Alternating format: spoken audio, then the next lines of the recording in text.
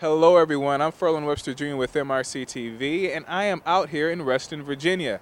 Now, I'm sure a lot of you went out on Tuesday to go to the polls to make your votes count. But I have to wonder, are you relieved that the midterms are over? That's the question I'm out here to ask people today, so let's see what they have to say.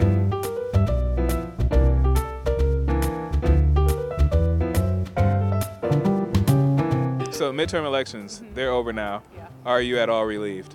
I'm relieved. I'm hoping people will stop with all the craziness of all the politics and everything. I don't think that somebody will be relieved because the elections are over. It's just one step forward. I am relieved that they're over.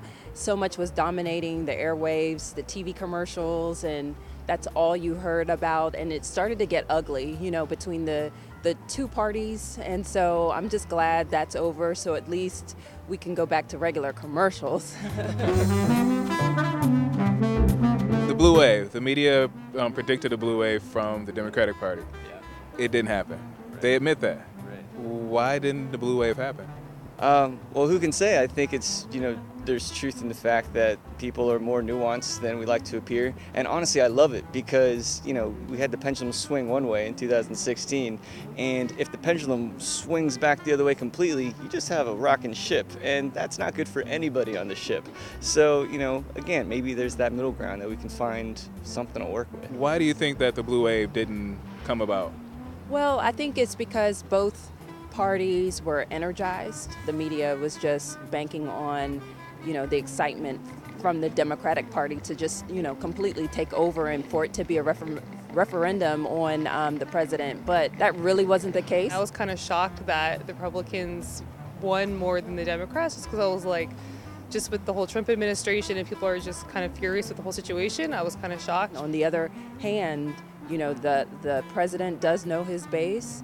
He knows how to rally his base, and he knows how to get turnout. And we saw that happen on the Senate side.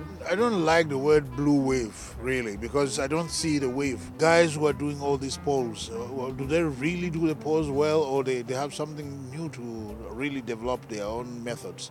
Because they are not capturing the real Republican community. They don't get their Republicans who really are going to vote Republican. They are really failing. They need to review their methods.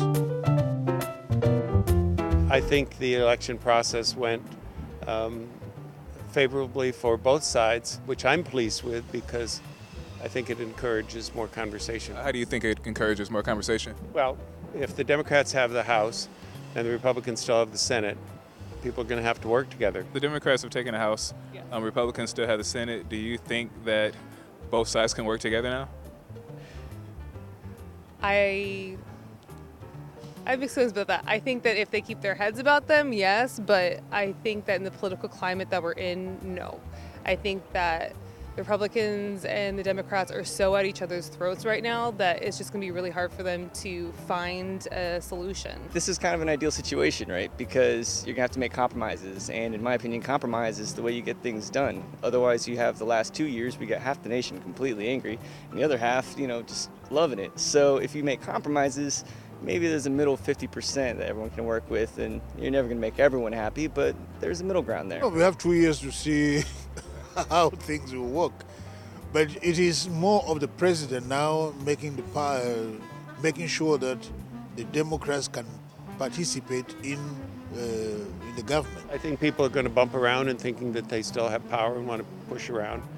But I think it's important to realize that we need to work together. Both sides are going to have to be forced to reconcile in some ways.